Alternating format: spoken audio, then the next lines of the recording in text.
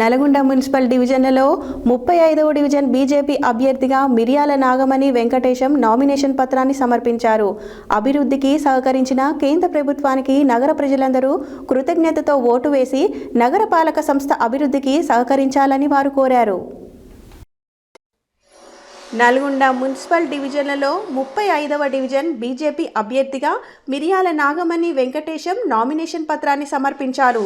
తొలి నగర పాలక సంస్థలు 35వ వార్డు ప్రజల వార్డులో అనేక సంక్షేమ కార్యక్రమాలకు సంబంధించి కేంద్ర ప్రభుత్వం నిధుల ద్వారా సీసీ రోడ్లు, అండర్ గ్రౌండ్ డ్రైనేజీ సిస్టమ్, కేంద్ర జలశక్తి మిషన్ ద్వారా రక్షిత మంచినీరు సరఫరా సదుపాయం, మున్సిపల్ పార్కుల అభివృద్ధి, పట్టణ పరిశుభ్రత తదితర అనేక అభివృద్ధి కార్యక్రమాలు చేయడం జరిగింది.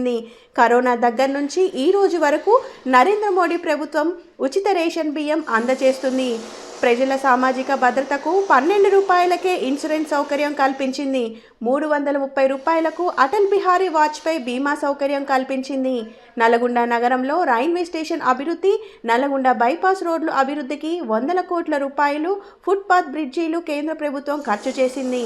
నల్గొండ పట్టణ మున్సిపాలిటీ నుండి నగరపాలక సంస్థగా అప్గ్రేడ్ అయినందుకు నగరాన్ని ఎలబ్రేట్ చేసుకోవడానికి గత అభివృద్ధికి సహకరించిన కేంద్ర ప్రభుత్వానికి నగర ప్రజలందరూ కృతజ్ఞతగా ఓటు వేసి నగరపాలక సంస్థ అభివృద్ధికి సహకరించాలని వారు కోరారు.